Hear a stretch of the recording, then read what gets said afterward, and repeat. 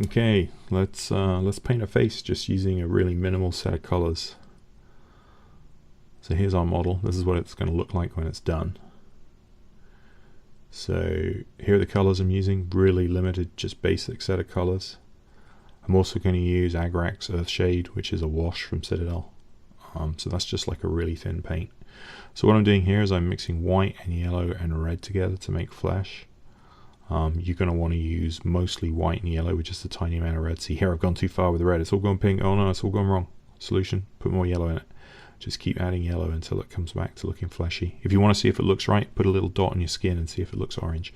Alright, here you'll see I've got paint all over the brush. Don't do that. Don't get paint up in the metal bit, the ferrule, because that ruins brushes. Thin the paint, use 2 thin coats. Don't try and do it in 1 thick coat. Now we're going to put a wash of Agrax Earthshade onto that. What we're doing with the Earthshade is we're using it to just pick out the details and define the edge of the face. So it's kind of done the eyeliner for us, made it easy to see where the edge of a face is around the edge of a nose. That's the only shading I've done. So here I'm putting the whites of the eyes in with an off-white. Don't ever use pure white. Use put a little bit of black or a little bit of blue into it just to make it off-white. Killer tip here is turn the model upside down to paint the other eye, depending on which is your strong hand. Hands on the table, hands locked together so that they're not shaking. The trick with really tiny brushes like this is you need to make sure the paint is wet enough and thin enough that it doesn't dry on the brush, that it'll flow off the brush, but you don't want to get it too wet. So you saw me test it on my finger there. You can test it on your finger, you can test it on a part of the model you haven't painted yet. You'll see by the end of this model my thumb's absolutely covered in paint. But I didn't put my paintbrush in my mouth once, which I'm very proud of. Alright, so here I'm mixing up, off camera, I'm mixing up, what am I doing? Oh, I'm getting ready to paint the iris. And again, I'm not using pure black, I'm using an off black. It's probably got some red in it to make it a little bit brown.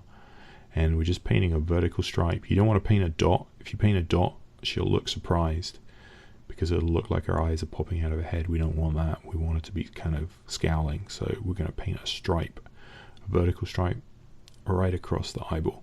And you can see that I've messed up and that's gone down the cheek. And that's kind of deliberate, because that's easy to fix. It's much easier for me to fix that than it is to precisely paint that stripe. So now I can go get some flesh colored paint, and I'm starting to do the highlights, and as part of doing the highlights I'll redefine the top of that cheekbone and get rid of that little boo-boo. So that's how I paint eyes, and I think I learned how to paint eyes like that from like an Airfix modeling magazine from 1975. So there might be better ways of doing it, but that's how I do it. So we're just going to go in and start to put highlights on the parts of the model that we think should be lighter.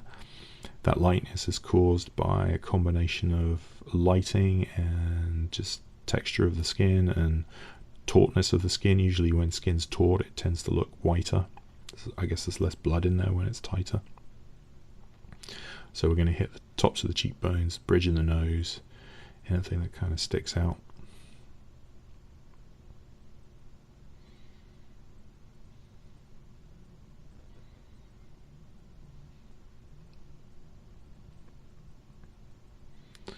Okay, so this model was, the face is really nice. It's kind of did all the work for us. The eyeballs were really well defined.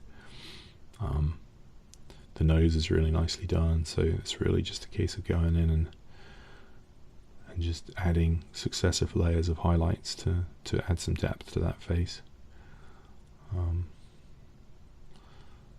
It's a bit weird at the sides because it gets, it's back there in the hair, so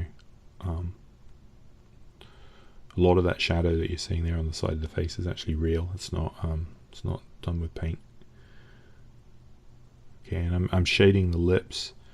Now you wouldn't think that you'd normally shade the lips, but what I'm going to do is when I actually paint the lips, I'm going to use very, very thin red paint mixed with flesh, and I'm just going to put it on as a semi-transparent kind of wash almost over the lip area, so the shading I did underneath is going to stand out.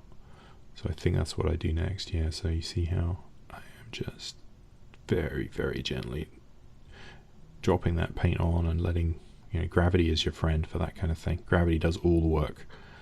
So we're going to let that dry, and then I mixed up a dark purple, and I'm actually going to go in and try and hit the gap between her upper and lower lips, get a little bit of a shade on her upper lip, so their upper lip's looking like it's got less light on it than the lower lip.